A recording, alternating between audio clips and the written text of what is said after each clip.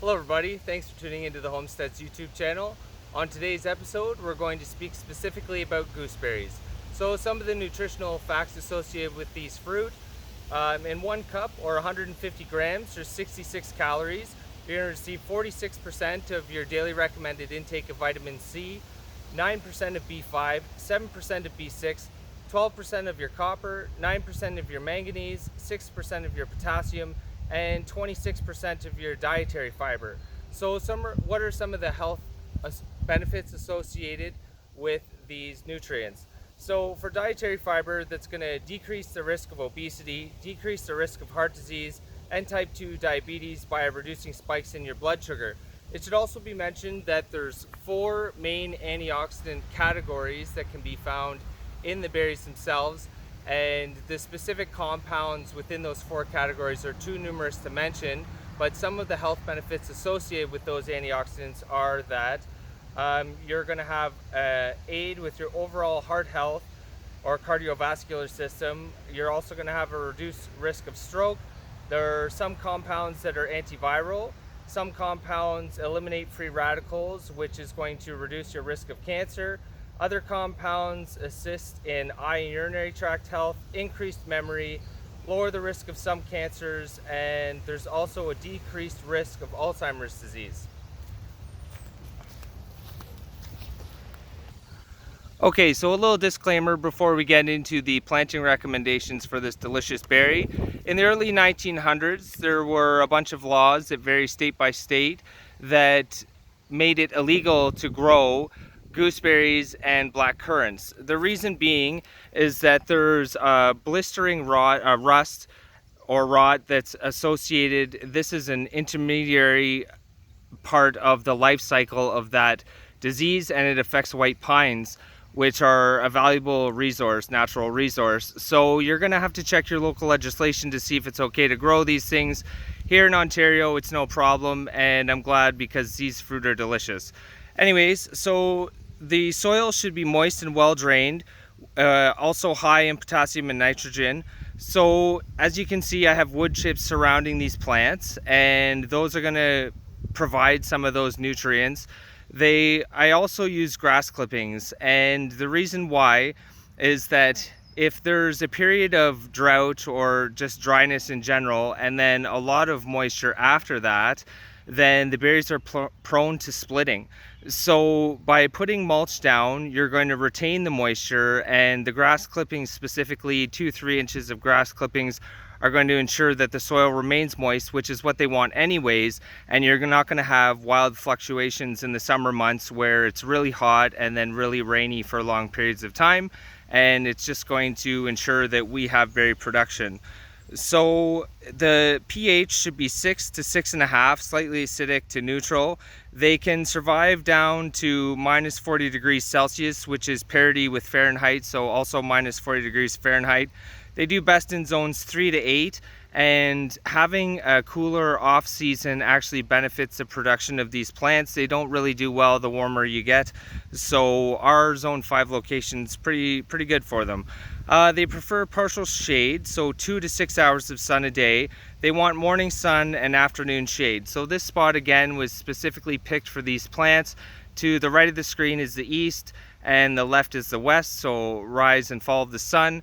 Over here we have a gap and some tall trees, which may block like a few of the early morning hours, but the sun kind of comes up between those 2 trees there, the maple in the background and the spruce in the foreground, and comes across the sky behind me. And then over here I have planted apple trees, and there's a row of 4 apple trees behind me and 4 of these plants, so they will receive afternoon shade as suggested. Spacing should be 3 by 3 feet, although they can grow up to 6 feet. Some people train them, I don't. And that's probably because they don't want to harvest any of the berries. And you can see these ones coming down and almost touching the ground. They're really heavily loaded, and every year have been heavily loaded. Some people will strip 75-85% of the berries off of them and before they're ripe, and that will increase the size of the individual berries during yield. But I don't do that. They all ripen up very well. usually around, can be as early as the end of June, but usually the end of to middle of July and sometimes into early August. You can squeeze them. They're firm when they're not ripe, and if you have a red variety, they will definitely change color. I'll show you that in a little bit. But yeah, I mean, one of the benefits of harvesting some of them early, you can put them into pies where you're going to sweeten them anyways because they're very tart when they're not ripe, and you could make jellies out of them, which you would sweeten as well, and then increase the size of the berries. And people who grow them competitively will harvest a huge amount of these berries just to get a handful of really large, delicious berries. But I'm more interested in food production, so I don't trellis them, and they do come down pretty low to the ground, but it hasn't caused any problems yet. So some of the pests associated are birds. We have some distractor species around. The haskaps or honeyberries seem to deter the robins away from these. You can have some slugs, which we don't really have a problem here with those, and snails. Gooseberry mildew is a grayish white, and I have never had that issue either. Aphids will attack these, and then the biggest threat is gooseberry sawfly larvae. They can reproduce 3 times a year. They look like a caterpillar. They're a green larva, and as they mature, they can get some yellow spots on them. This one here is a red variety, and I'll focus in here, and you can see that there is some damage on the end of these, on the leaves, and on the end of these leaves as well. So I have taken one off, and it caused that much damage. I've seen them on other plants where they will be in groups 12, 15 across, and just stripping a leaf in a matter of an hour, a large broad leaf in a matter of an hour. So if you do see them on here, you definitely have to get rid of them because they will defoliate the entire plant, and that's going to increase the risk of your plants not making it through winter and just dying on you. So you definitely don't want that. I'm going to show you the cuttings that I produced from these this year. Okay, so right in the center of your screen, this is one of the cuttings that I produced this year. I take off about an 8-inch piece in the spring. I strip it down to 1 leaf and ensure that the vast majority of the buds are underground. And as I come in a little closer, hopefully you can see that all that new green growth has started this year, and the dead wood, the brown stuff, was part of the cutting itself. So yeah, and over here I have a bunch not really related. I mean, they're cousin species, but these are white Primus currants, and they do a better job. In here I think I planted 6, and there's 3 left. But the reason I'm doing this is, well, first of all, we want more food always, and it's free, so that's the right price.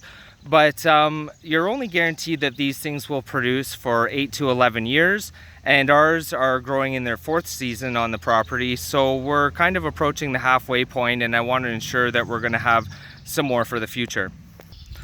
Well, folks, that's pretty much the end of the video. I just thought I'd come over one more time and show you some of the production on these plants. So every branch that I lift up is loaded with a couple of handfuls. Definitely going to get at least a cup off of each branch, and these have done the same thing every year. There you go, you can see down into there. I mean, they're so good. They're very tart initially, but as they ripen up, they become very sweet. They're super healthy for you, and they're really low maintenance. So another recommendation from us to you, that if you're within our growing region, from I think it was 3 to 8, I said that these things will survive and they don't require a lot of care. Just a ton of health benefits and really delicious. Anyways, yeah, that's it for today, folks. Thanks a lot for tuning in as always, and if you could give me a like on this video to help me get the message out there to other people that may be interested, I really appreciate that. Thanks for following along with us on our journey, and as always, take care of yourselves.